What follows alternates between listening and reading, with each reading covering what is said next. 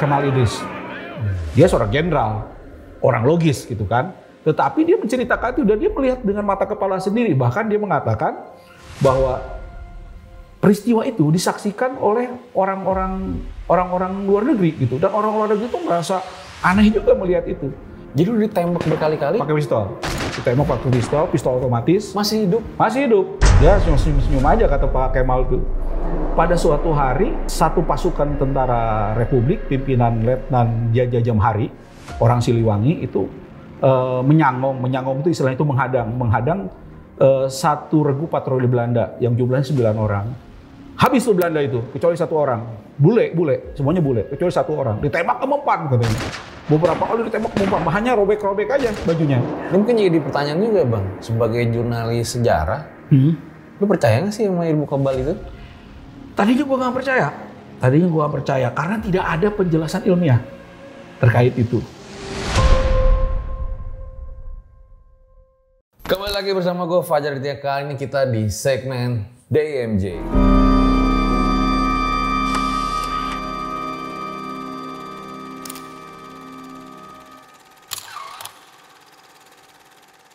Jadi guys, seperti biasa ya, di RJL itu segmennya ada banyak. Salah satunya adalah DMJ. Nah, kira-kira nih, siapakah orang yang kalian sebut sebagai pahlawan dalam hidup kalian masing-masing? Boleh banget komen di bawah. Hari ini kita akan ngebahas tentang pertempuran dahsyat dulu ya, para pejuang kita melawan Belanda. Dan ini kayaknya nggak ada deh di buku sejarah yang mungkin kalian dulu pelajarin. Karena sekarang narsum gua adalah Bang Hendy Jo yang merupakan jurnalis senior sejarah gitu ya, sudah puluhan tahun. Halo Bang Hendy Jo. Halo, makasih ya. Gimana nih? Silat juga nggak apa-apa. Makasih udah menjadi narasumber. Gimana kabar lo? Di RJL. Baik, Bang Hendy gimana kabar? Siap, baik juga. Mungkin pada mau nanya nih, bedanya jurnalis sejarah sama jurnalis yang lain tuh apa sih Bang? Iya, jurnalis sejarah itu merupakan genre dari jurnalisme sebetulnya. Jadi lebih kepada penulisan artikel yang didasarkan kepada sejarah. Kalau umum kan jurnalisme itu ke news ya, news berita-berita yang sekarang sedang beredar gitu kan. Bisa disebut sebagai seorang jurnalis dan biasanya tulisannya pendek-pendek gitu kan. Tapi kalau seorang jurnalis sejarah itu dia akan mencoba mengeksplorasi setiap objek liputan dia gitu kan. Misalnya tentang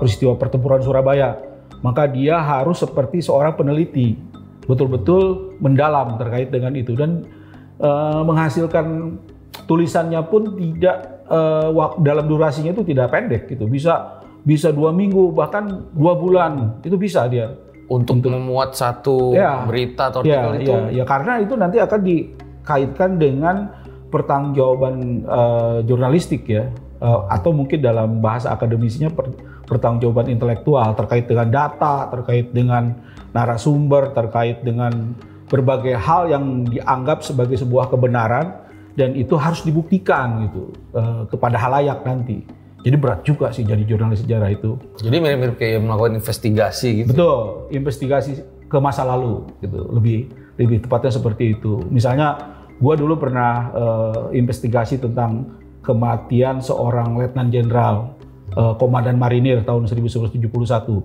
Dia diisukan tapi dalam kenyataannya ternyata enggak gitu. Ternyata dia ditembak gitu kan. Itu menarik tuh. Nah, itu sampai gua harus ketemu sama keluarganya, ketemu sama orang angkatan laut lama, jenderal-jenderal lama, dan kenapa gue tertarik mengangkat itu karena waktunya kan sudah jauh ya, pasti orang juga perlu untuk mendapatkan informasi yang sebenarnya terkait itu. Itu ada artikelnya? Ada artikelnya. Nanti coba gue baca ya. Nah, okay. Sebelum kita masuk ke sana, tadi juga sebetulnya menarik ya. Ini ada yang pengen gue tanyain dan mungkin teman-teman juga pengen tanyain gitu Bang. Katanya dulu para pejuang kita itu punya ilmu kebal ketika ngelawan penjajah. Itu bener apa enggak? Nah, sambil kita baca artikel nih Bang. Ini dari Liputan 6. Letnan Komarudin, pahlawan kebal peluru juga suntikan. Nih ya, disebutkan.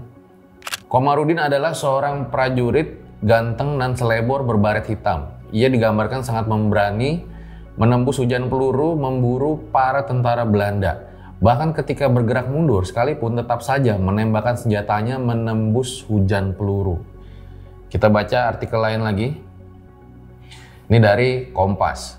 Aman Dimot, pejuang yang kebal peluru. Aman Dimot merupakan salah satu pejuang asal Aceh yang melawan penjajah Belanda tahun 1940-an. Tak hanya itu, Aman Dimot juga dianggap kebal dan memiliki ilmu kanuragan atau supranatural. Ia tidak tergores ketika disabet pedang dan tidak mempan sewaktu ditembak dengan peluru. Ini terakhir nih dari News Okezone. Mengenang M.A. Sentot, komandan pasukan setan kebal peluru.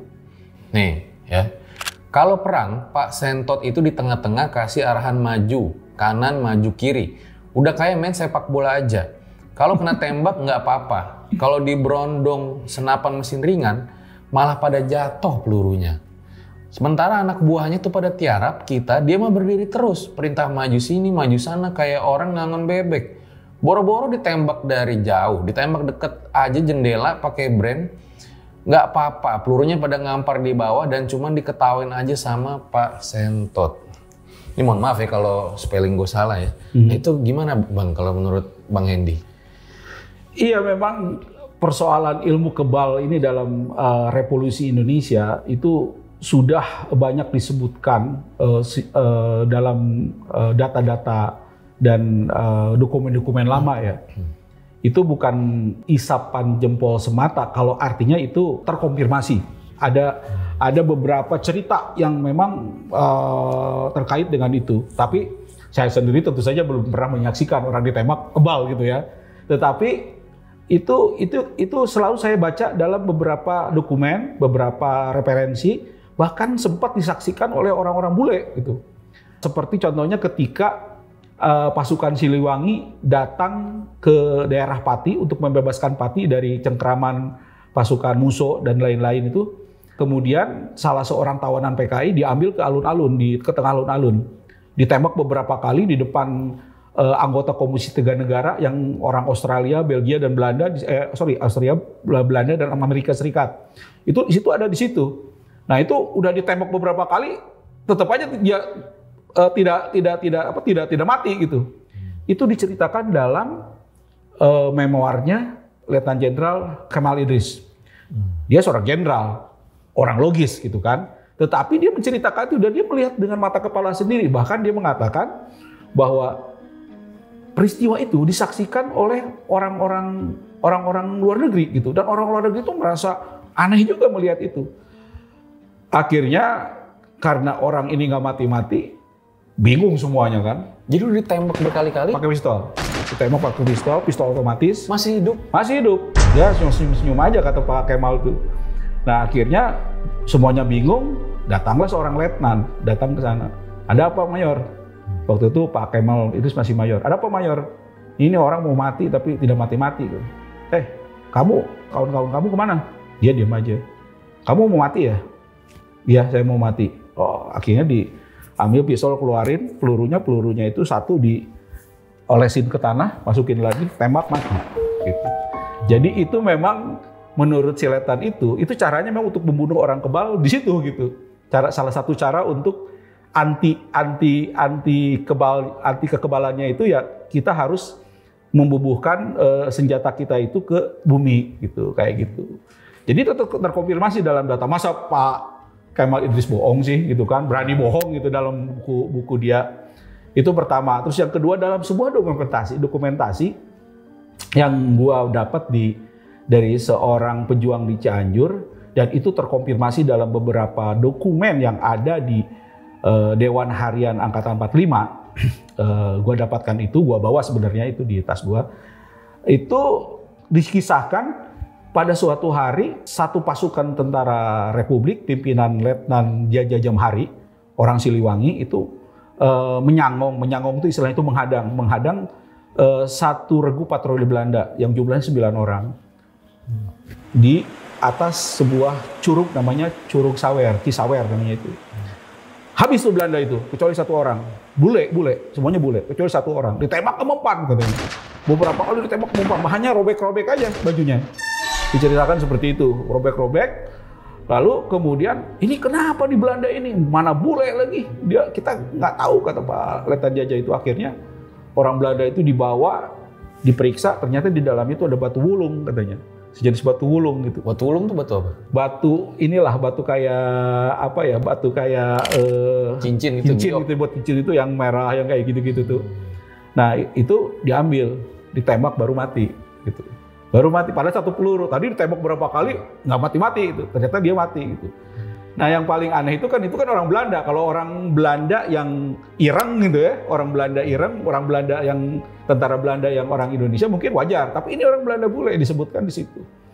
Jadi persoalan kekebalan ini memang merupakan hal yang sudah biasa, bahkan disebutkan dalam beberapa penelitian para sejarawan yang sudah sudah kondang gitu ya. Sejarawan luar negeri seperti Robert Cribb juga menyebut bagaimana para pemuda Indonesia pada saat itu di Jawa Tengah berduyun-duyun di rumahnya Kiai Subki di Parakan di daerah Temanggung hanya untuk membuat dirinya kebal. Sampai ngantri. Pada saat itu diceritakan tuh sampai ngantri gitu. Jadi dia ngantri supaya dirinya kebal dan bambu runcingnya itu bisa memiliki kekuatan gaib gitu. Jadi mereka makanya disebutnya sampai saat ini pesantren di sana itu pesantren di daerah Parakan itu disebut sebagai pesantren bambu runcing sampai saat ini. Karena sejarahnya seperti itu. Jadi Kiai Subki itu memandikan mereka gitu, berduyun-duyun. Bahkan anehnya sampai yang berduyun-duyun untuk datang ke sana dan ngantri itu bukan hanya para pejuang yang datang dari kelompok-kelompok Islam atau kelompok-kelompok nasionalis, kelompok komunis kan dulu komunis juga ikut berjuang ya. Kelompok komunis yang katakanlah mungkin tidak mempercayai hal-hal seperti itu juga ikut ngantri gitu. Karena mereka juga takut mati gitu kan. Buat kebal ya. Iya, untuk kebal. Bahwa itu terbukti atau tidak kebal itu tidak diceritakan, tetapi yang jelas Kiai Subki itu memang dikenal sebagai Kiai bambu runcing, Kiai anti peluru gitu. Itu di Temanggung. Ada suatu kejadian yang menarik dan itu menimbulkan tragedi. Terjadi tahun 1946 ketika sebuah pesantren di Cijaura, daerah Bandung sekarang mungkin masuk dalam daerah Buah Batu ya itu.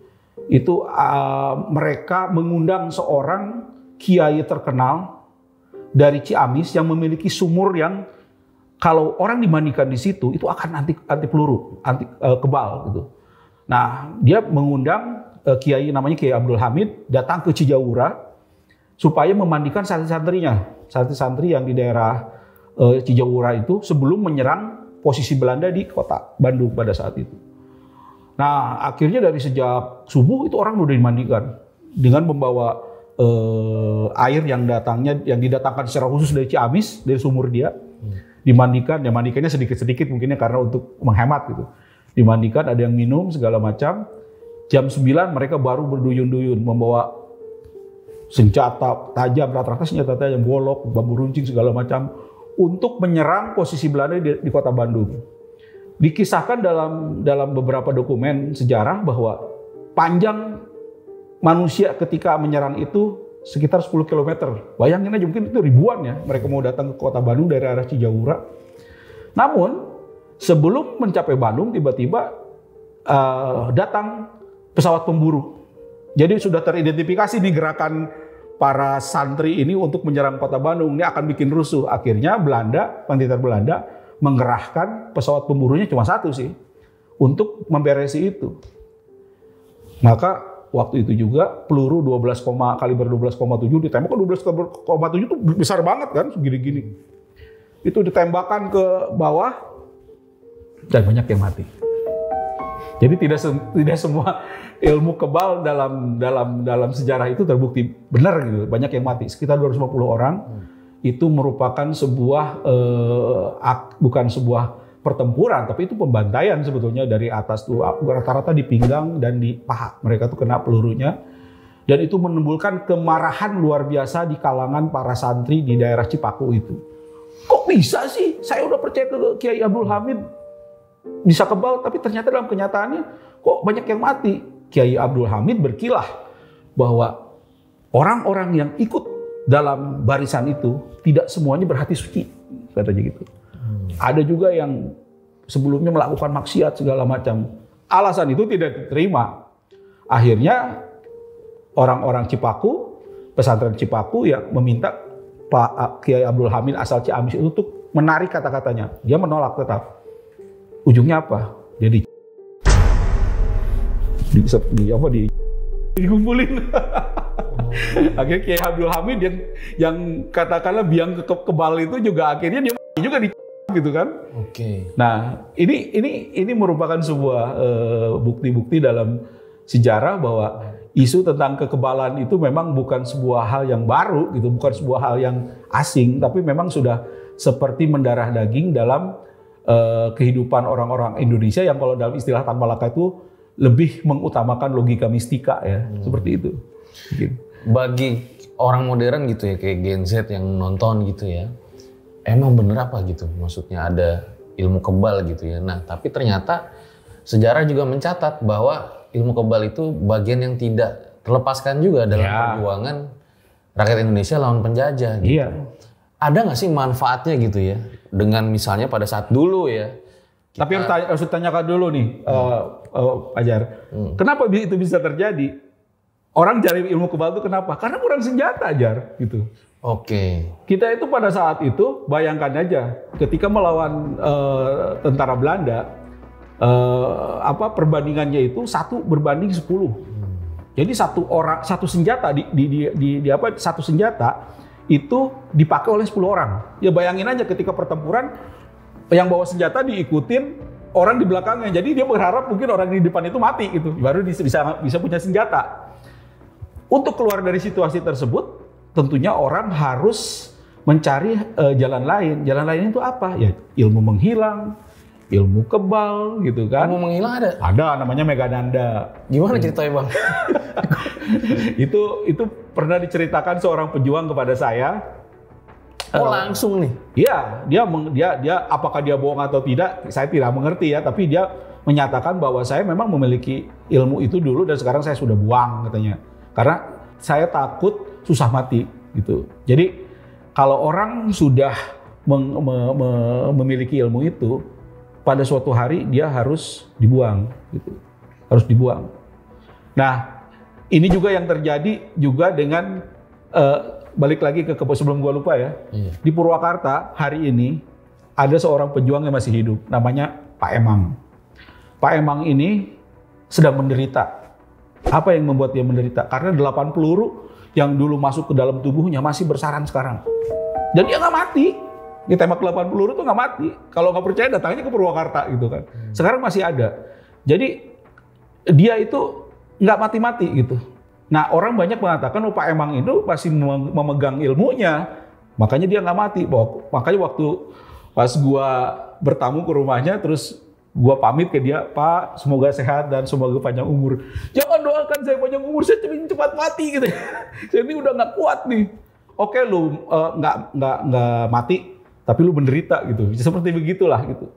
Nah, yang terkait dengan ilmu menghilang itu juga pernah diceritakan seorang pejuang namanya Pak Acep. Pak Acep ini orang Takokak di Cianjur.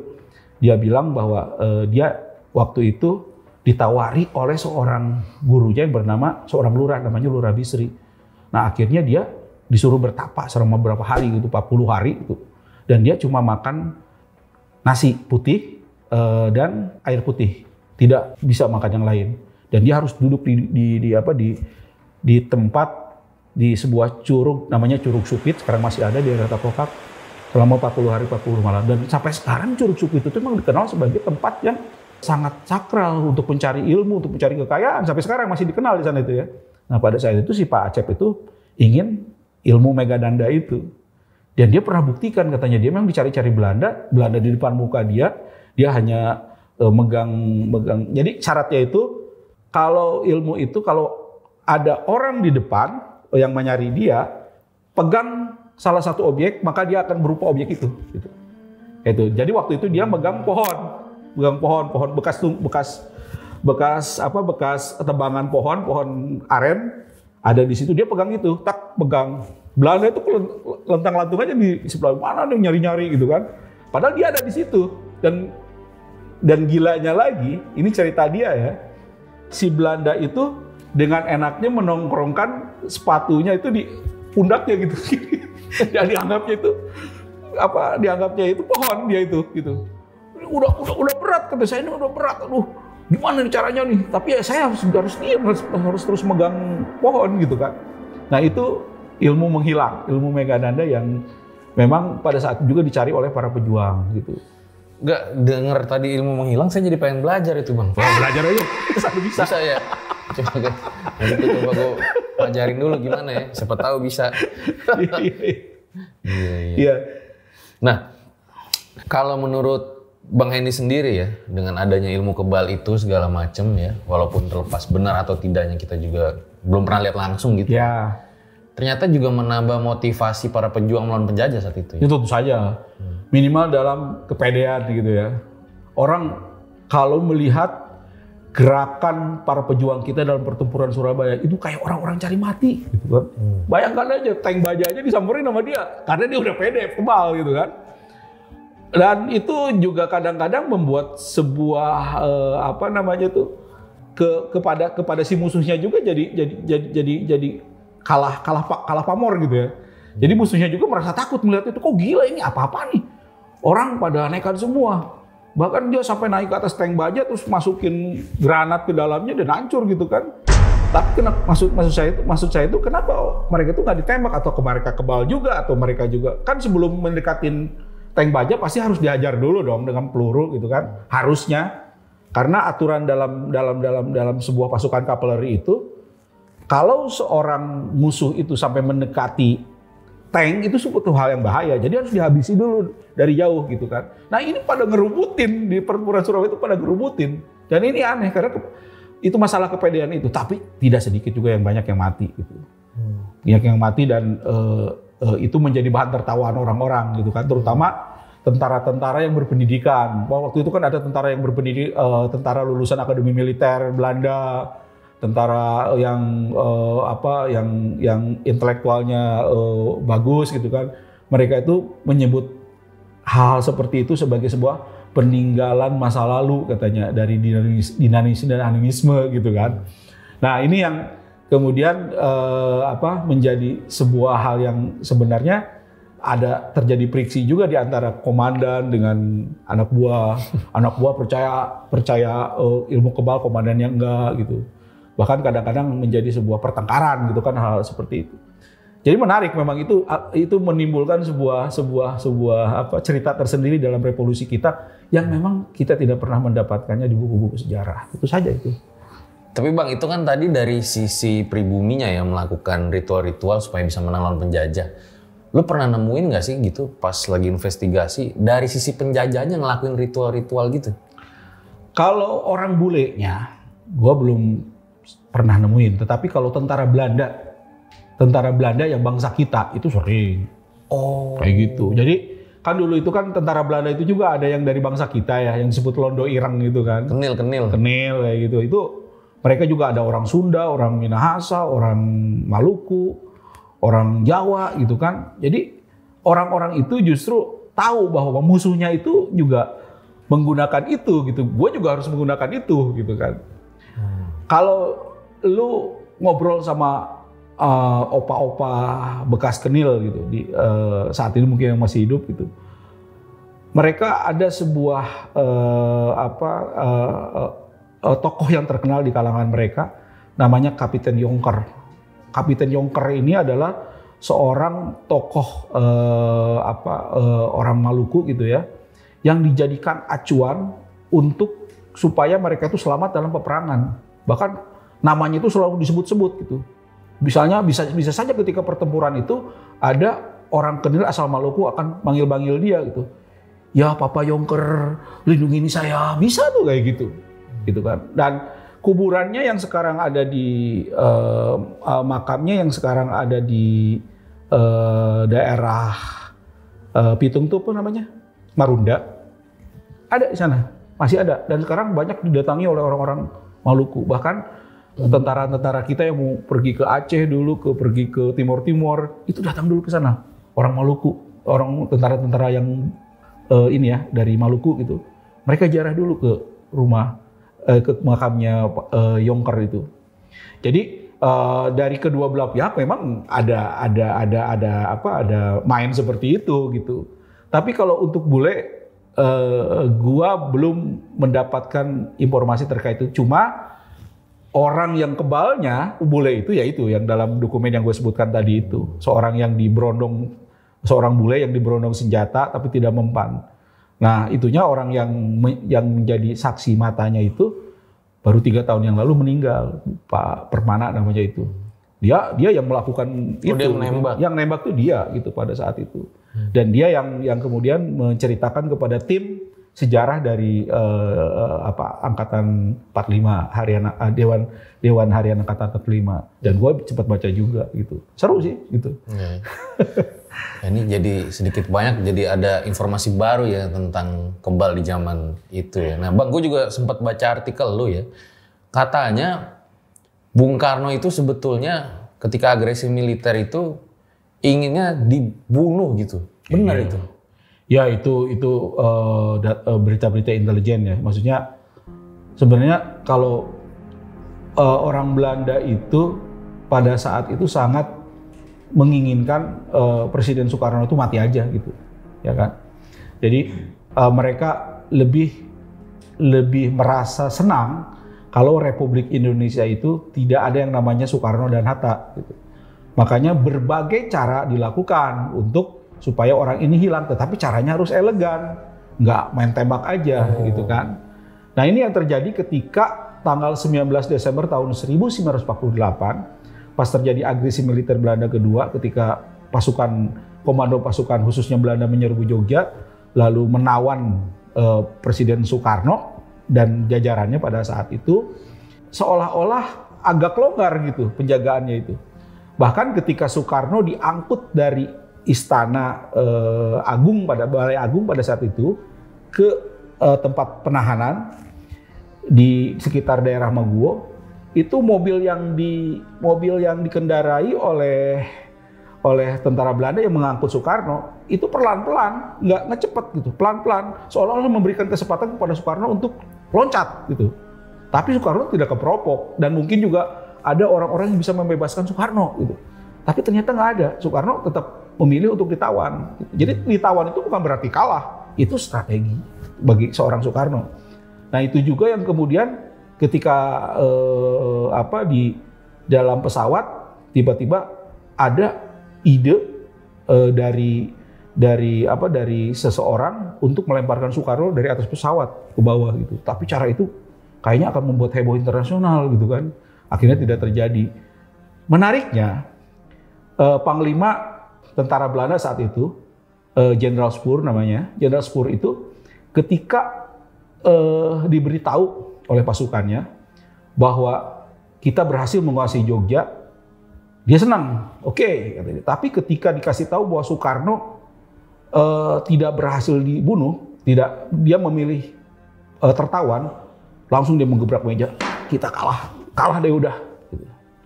Karena dia tahu Soekarno kalau dibiarkan mati akan menjadi perhatian internasional kan gitu.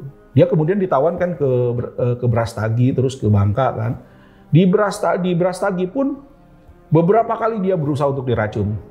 Tetapi tidak pernah karena ada pengkhianatan di kalangan orang-orang Belanda sendiri yang memberitahu Soekarno, akhirnya tidak bisa Soekarno diracun gitu kan. Dan Soekarno sendiri merasa, kalau lu baca dalam biografi dia Penyambung Lidah Rakyat ya, Cindy Adams, Bung Karno sendiri merasa bahwa dia memang merasa akan terus dibunuh.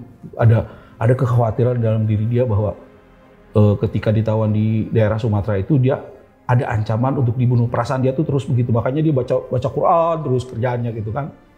Nah ini yang menarik ya dari pengalaman Soekarno yang juga tidak banyak diceritakan dalam sejarah di cerita-cerita sejarah yang permukaan. Gitu. Jadi kalau lu mau menginginkan soal-soal seperti itu, informasinya lu harus rajin baca buku sejarah. Itu aja sih. Segitu berimpaknya berarti ya Soekarno pada saat masa-masa mempertahankan kemerdekaan ya, keberadaannya ya. Ya, karena dia orang yang bisa menggerakkan rakyat Indonesia, gitu kan. Orangnya itu kan ya seorang orator ya. Orator itu kan bisa menggerakkan orang. Dia bilang A, orang akan A gitu. Dia bilang Z, orang akan Z gitu. Jadi orang ini bahaya di mata Belanda gitu. Karena akan terus menggagalkan rencana-rencana Belanda untuk membuat negara federal gitu kan. Dulu Belanda itu sudah paham. Mereka oke lah, kita tidak akan menjajah lagi Indonesia secara utuh, tapi Indonesia boleh merdeka, tapi coba didirikan negara-negara bagian lah, federalisme gitu. Jangan kesatuan. Soekarno nggak mau, dia ingin negara kesatuan Republik Indonesia seperti sekarang. Nah, akhirnya yang terjadi adalah bagaimanapun caranya, gitu kan. Nah, soal Soekarno ini tadinya memang ketika soal Belanda akan menyerang Jogja ini kan sudah ada di intel kita, gitu ya, dalam kepala intel kita. Nah, ada rencana A, ada plan A, ada plan B, ada plan C-nya. Plan A-nya adalah kalau Soekarno tertangkap. Kalau ada penyerangan tentara Belanda ke Jogja, Soekarno kita bawa ke daerah Jawa Timur, ke daerah Gunung Wilis. Lalu harus dijaga dengan di sekitar dia itu 1 batalion tentara, dan itu harus lengkap gitu. Jadi Bung Karno akan berjuang memimpin gerilya dari hutan dengan Soekarno-Hatta. Itu yang pertama. Terus yang kedua, Soekarno tidak meninggalkan ini, tapi tidak meninggalkan istananya gitu. Alasannya adalah ya dia memakai posisi tawar dia untuk berhadapan dengan Belanda. Yang ketiga adalah Soekarno ditembak mati. Dan apakah itu memungkinkan? Ternyata Belanda tidak berani menembak Soekarno. Karena Soekarno pada saat itu sudah memiliki hubungan baik dengan Amerika juga gitu kan. Dia juga sudah mengaitkan diri dengan kerjasama internasional, orang-orangnya sudah ada di PBB dan mereka sudah bersuara. Jadi kalau Soekarno itu ditembak karena alasan dia adalah seorang kolaborator Jepang atau dia seorang kriminal, penjahat perang, itu maka kemungkinan Belanda mendapatkan kerugian politik itu besar.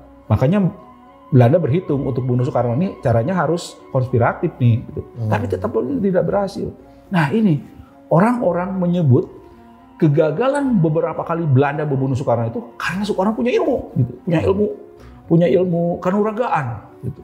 Tapi memang Bung Karno juga selayaknya Raja Jawa ya, dia juga memiliki kepercayaan terhadap itu, gitu. Terhadap hal-hal yang disebut oleh Tan Malaka sebagai logika mistika itu.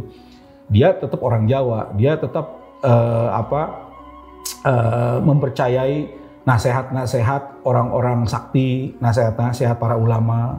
Makanya orang-orang yang diacu oleh dia itu banyak di seluruh Indonesia, mulai dari kiai sampai dengan orang-orang tokoh-tokoh masyarakat terkemuka gitu, dari Aceh sampai ke daerah Maluku, dia punya tuh penasehat spiritual itu. Dan saya pikir dalam pidatonya pernah nyebut Nyi Roro Kidul juga Bung Karno. Nah iya, orang bilang katanya dia menyebut Nyi Roro Kidul adalah untuk supaya dia bisa menguasai massa yang memang percaya terhadap Nyi Roro Kidul. Tetapi kemungkinan besar juga ya memang ke dalam masalah Raja Jawa tadi. Iya, soal mikrokosmik di Jawa, Nyi Roro Kidul itu tidak pernah tertinggalkan bagi seorang Raja Jawa itu ya. Raja Jawa itu pasti akan membahas Nyi Roro Kidul. Gitu. Ini kan sebagai penguasa laut dan penguasa daratan gitu. Makanya kemarin yang bilang hati-hati sama Raja Jawa katanya gitu. Iya makanya. Tapi Bang, saya pengen tahu juga ya, hoax-hoax apa sih yang dibikin sama penjajah Belanda pada saat itu gitu? Ya banyak lah hoax yang dilakukan oleh penjajah Belanda. Belanda itu paham sekali bahwa pada saat itu orang Indonesia itu hampir setengahnya masih buta huruf gitu ya, tahun 1040-an itu. Makanya dia bisa dibodoh-bodohin gitu dengan cara-cara dia, dengan perang urat saraf segala macam. Misalnya ya dia bisa memecah pasukan di dalam memecah pasukan Indonesia itu hanya dengan satu cara. Misalnya menangkap seorang tentara Republik, itu pejuang Indonesia, lalu kemudian diintegrasi, lalu dia akan bilang, salam ya sama komandan kamu, kapan mau ngirim berita lagi ke kami.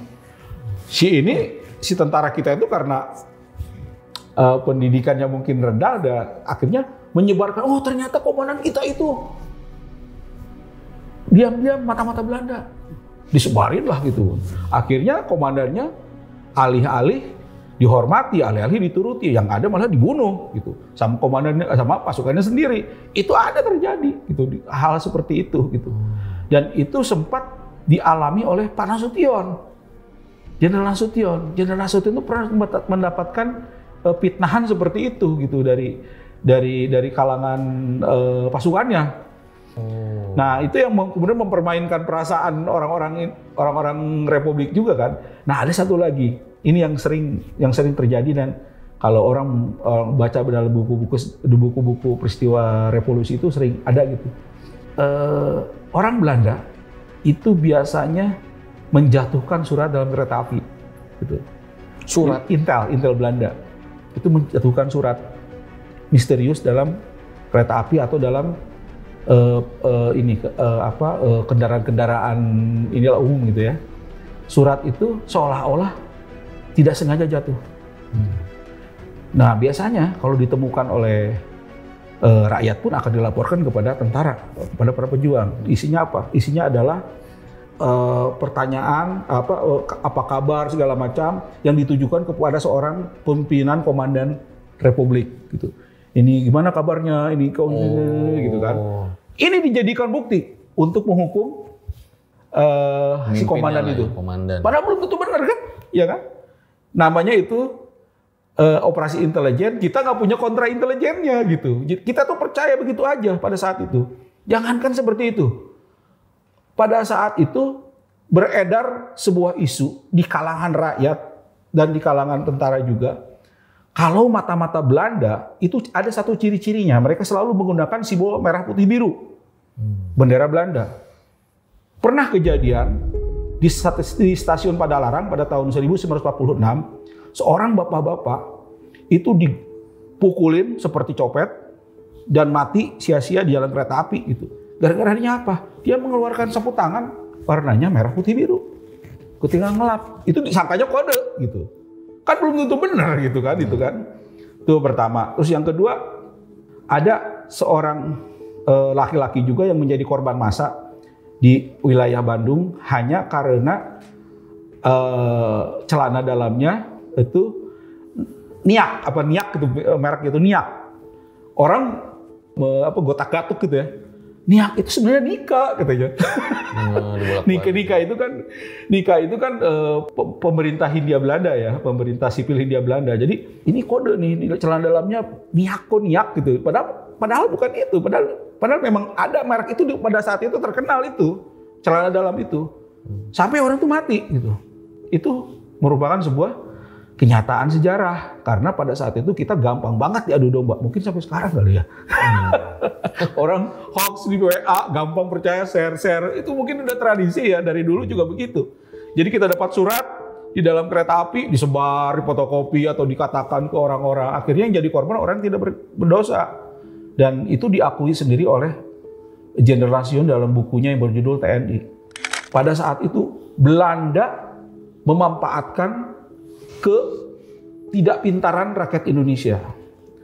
Belanda pada saat itu sangat paham bahwa latar belakang orang Indonesia itu banyak yang tidak bersekolah gitu. 40%, 40% malah buta huruf. Jadi masyarakat buta huruf ya bisa dikerjain dengan berbagai hal gitu. Itu terjadi, Mas Fajar. Segitunya ya, Belanda atau penjajah ingin mempertahankan dirinya di Nusantara Indonesia ya, karena memang kan dulu VOC itu perusahaan paling kaya di dunia ya. Iya, karena dulu dia monopoli rempah-rempah, monopoli kopi ya, ketika akhir kopi, dan itu kaya raya sekali itu perusahaan itu. Pada saat itu memang sahamnya kan bagus tuh di dunia internasional ya. sampai pejabat-pejabatnya itu ketika dia berhenti itu pesangonnya bisa sampai ngejual, bisa sampai beli 1 Depok kan tuh. Castellin itu kan pegawai POC. Pensiunnya? Iya, dia dapat pesangon. Beli Depok bisa? Dibeli Depok sama dia. Pensiun karyawan VOC? Iya, dia kan ketika membeli Depok ketika sudah pensiun dari POC. Dia pejabat POC kan. Itu apa, Castellin itu namanya Castellin kan. Yang sekarang di Depok lama itu kan ada turunan budaknya yang sekarang tinggal disebut Belanda Depok itu. Nah, dia itu memutuskan untuk membeli daerah Srengseng, ya jadi melebihi Depok sebenarnya. Dari daerah Srengseng itu daerah perbatasan Depok yang sebelah UI itu yang ke arah ini ya, daerah Srengseng, terus daerah Cimanggi segala macam tuh sampai ke daerah Pancoran Mas dibeli sama dia. Bayangkan ya pesangonnya berapa itu dari VOC kan? Jabatannya apa, Bang? Karena itu dia sebagai salah satu bagian kurasi kalau nggak salah, dan pernah di keuangan juga si Castellin ini. Dan itu bayangkan yang lain. Itu kayanya ya? Kaya lah. Dan mungkin juga pada saat itu mungkin tanah di daerah itu ya sangat murah ya, mungkin pada belum masih hutan. Banyak faktor ya. Ya masih hutan. Waktu itu Jalan Margonda masih nggak kayak sekarang. Iya, iyalah gitu kan. Gitu. Yeah. Oke deh Bang, ini makasih ya udah menceritakan pengalamannya lah sebagai jurnalis sejarah gitu ya. Nah, Abang kan juga sering melakukan riset tentang pembantaian gitu ya. Pembantaian apa sih Bang yang menurut Bang Hendy itu paling sadis gitu dilakukan sama penjajah? Ya, semua pembantaian pasti sadis ya, tapi saya tidak melihat dari sisi itunya. Saya hanya melihat bahwa yang namanya pahlawan, yang namanya pejuang, itu ternyata bukan hanya dari kalangan orang-orang yang berjuang memakai senjata saja ternyata gitu. Ada orang-orang yang mati karena pembantaian. Gitu. Ada orang-orang yang mungkin tidak berniat menjadi pahlawan, tapi sebenarnya dia pahlawan karena dia pada saat itu dia juga ikut memberikan darahnya buat negeri ini kan, disumbangkan gitu. Nah ini ada beberapa tempat yang saya pikir itu bisa dijadikan contoh ya dari pembantaian gila-gilaan yang dilakukan oleh Belanda, dan itu biasanya melibatkan seorang perwira Belanda yang cukup terkenal di negeri ini, namanya Kapten Raymond Pierre Westerling. Mungkin lo pernah dengar ya Westerling. Ya. Westerling itu darah dingin, dia tangannya itu berdarah-darah lah gitu ya di Republik ini gitu ya. Makanya orang ini yang kemudian dicari-cari pada saat itu. Hampir sebagian besar yang terjadi di Republik antara tahun 1945 sampai tahun 1949 di belakangnya adalah Komando Special Trooper yang dipimpin oleh Westerling gitu. Jadi Westerling ini bertanggung jawab. Memang caranya untuk membuat mental orang-orang Indonesia itu down gitu, itu caranya gitu. Jadi dia akan kalau jawabannya tidak sesuai langsung tembak, eksekusi gitu. Makanya dia mengaku dalam biografinya judulnya The Inling, saya pernah menembak dengan tangan saya sendiri sejumlah orang sekitar 600. Tuh. Bayangkan gitu. Dan dia tidak mengakui pembunuhan 40.000 orang itu. Jadi kata dia itu 40.000 yang di Sulawesi itu mitos katanya. Masa gua 40.000 orang sih? Gua cuma 600 orang kok gitu. Tapi kan 600 orang juga gede gitu kan. Seperti itu. Tapi 40.000 tuh fakta? Ya jumlah yang sebenarnya tidak segitu. Tidak sebesar itu ya. Tidak 40.000. 40.000 itu adalah sebuah, ada sejarahnya. Ada sejarahnya. Jadi dalam sebuah cerita, Presiden Soekarno sedang berpidato di depan orang-orang di daerah Gombong kalau nggak salah. Di sebelahnya ada pengawalnya yang namanya Kahar Mujakar. Kahar Mujakar itu tokoh Sulawesi Selatan yang pada saat itu ada di situ. Jadi Soekarno mengkritik dan meminta pertanggungjawaban kepada Belanda dalam pidato itu soal peristiwa kereta api Bondowoso. Jadi sebuah kereta api yang memuat tawanan Indonesia kemudian diberangkatkan ke Surabaya menimbulkan korban banyak karena tidak diberi hawa, jadi panas di dalam itu. Nah, Bung Karno pada saat itu mengecam itu dan meminta kepada dunia internasional untuk memperhatikan soal itu. Tiba-tiba Kak Harun Mujaekar berbisik, "Wah Bung, segitu itu nggak bisa berapa, kalau di kami itu ada sekitar 4.000 orang mati," kata Kak Harun Mujaekar itu. 4.000 di mana itu? Ya di Sulawesi Selatan, Westerling yang melakukan. Di Sulawesi Selatan 40.000 orang. Nah, Bung Karno tuh. Bung Karno itu pandai memainkan perasaan orang gitu kan. Jadi kalau ada informasi itu digandakan sama dia jumlahnya itu kan. Itu salah satu bentuk cara supaya Bung Karno supaya orang-orang Indonesia terperopok dalam tanda kutip ya, terperopok untuk lebih giat lagi melawan Belanda. Bangkit. Tapi kalau menurut logika 40.000 orang itu memang tidak logis. Penduduk Sulawesi Selatan berapa sih waktu itu gitu? Masa habis semua? Kosong dong tuh pulau gitu, atau kosong tuh kota kalau dibunuh semua 40.000 orang. Dan itu pernah dibantah juga oleh seorang tokoh Sulawesi Selatan yang menulis surat dukungan kepada Westerling bahwa Anda itu memang membunuh orang, tetapi jumlahnya tidak 40.000. Tidak sebanyak itu. Tidak sebanyak itu. Saya tahu itu ada dukungan. Saya lupa namanya siapa. Cuma itu ada dalam bukunya De Inling, bukunya si Westerling itu. Dia bilang dukungan itu sangat berguna buat Westerling karena pada saat itu Westerling memang hanya membunuh sekitar 4.000 orang, tidak sampai 40.000 orang. Jadi dalam sebuah peristiwa politik apapun bisa digandakan gitu. Itu pelajarannya gitu. Politik itu penuh kebohongan, ya. Mau dari pihak manapun ya iya gitu kan. Tidak ada politik itu yang sifatnya itu jujur ya, dimakan orang dong kalau jujur. Nah ini terjadi seperti itu. Tapi menarik ya Fajar ya. Ya ada satu kisah yang menarik juga, ini terkait dengan pembantaian ya, peristiwa pembantaian yang dilakukan oleh militer Belanda.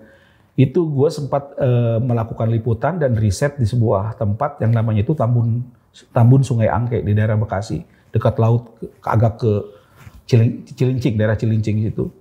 Jadi tahun 1947-an di sana pernah terjadi pembantaian yang dilakukan oleh militer Belanda terhadap satu kampung di sana itu. Nah, ketika melakukan operasi pembantaian itu, dia dia menangkap dulu seorang jagoan di sana yang namanya itu Opang kalau salah. Nah, dia ditemukan dekat masjid tuh. Nah, orang ini ditembak tidak mempan. Akhirnya Belanda frustasi, dihajar pakai kelewang, gak mempan ini. Akhirnya Belanda sampai frustasi dan kemudian menyandra beberapa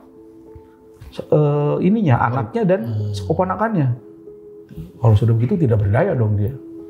Akhirnya dia ngasih tahu, oke, kalau tuan-tuan memang menginginkan saya mati, silakan tuan-tuan tembak saya di sekitar ketek saya. Tapi tolong bebaskan. Yaudah, akhirnya ditembaklah di sebelah kanan, dia hancur mati. Gitu. Si Pak Opang itu mati gitu kan. Jadi hal-hal seperti itu terjadi dalam cerita-cerita pembantaian juga gitu. Ada yang memang dia itu ketika dihajar dengan satu peluru gitu ya, peluru tidak mempan, pistol segala macam.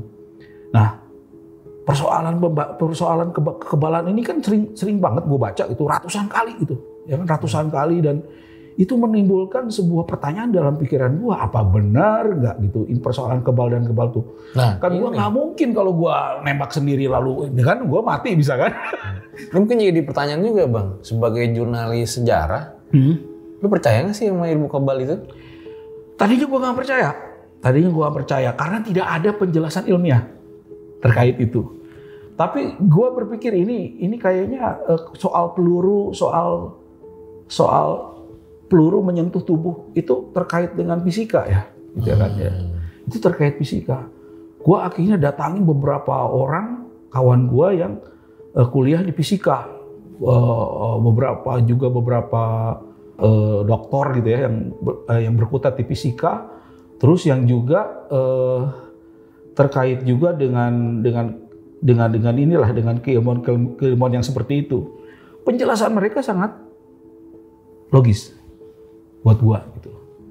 Jadi yang namanya kekebalan itu adalah sebuah keniscayaan karena itu terkait juga dengan medan magnet katanya. Gitu. Seorang yang kebal itu belum tentu kebal terhadap semuanya, gitu. Ya kan? Jadi kalau Komarudin atau siapapun pejuang kita yang kebal ditembak atau kebal di kelewang, ketika dia dihajar dengan satu jenis peluru yang mungkin bisa mendobrak kekebalan dia, itu bisa gitu. Jadi kekebalan itu terukur, masuk akal ya. Masuk akal, terukur. Jadi ketika kalau istilah orang-orang fisika itu momen inersia tuh. Jadi ketika peluru membor gitu, itu ada kekuatan tertentu yang bisa menembus dan tidak gitu. Tergantung daya percepatannya. Ya sekarang gini aja deh Yar. Orang sekarang anti peluru, pakai rompi anti peluru kan, semua kan, tentara-tentara kita pakai rompi anti peluru atau sekarang ada anti peluru. Gua pernah ngelihat orang ditembak pakai anti peluru dari kedekatan dan dari jauh gitu. Dari kedekatan, waktu dipindah nih, ditembak, mental dia, gitu, mental ke belakang gitu. Dari tembak dari jauh, gini doang gitu kan. Tapi ketika dilihat ada yang kalau kedekatan ini si anti pelurunya itu penyok gitu ya, penyok, dan ketika dibuka dia merah karena bekas peluru, tetap hajaran peluru itu terasa di sini. Nah begitu juga orang-orang yang kebal itu ada yang ditembak itu ketika ditembak merah aja katanya, gitu, merah aja. Berarti kan ada sesuatu yang membentengi dia. Kalau orang-orang zaman dulu mungkin menyebutnya korin lah atau apa segala macam. Tapi itu kalau menurut kawan-kawan gue yang di fisika, itu adalah sejenis medan magnet katanya gitu. Dan medan magnet itu juga bisa terukur. Jadi kalau dihajar dengan peluru tank ya mati juga gitu. Jadi tidak ada yang sempurna lah dalam ilmu kekebalan itu sendiri. Tergantung juga kapasitas kekebalannya itu gitu. Dan jangan salah, kekebalan itu juga tidak abadi gitu.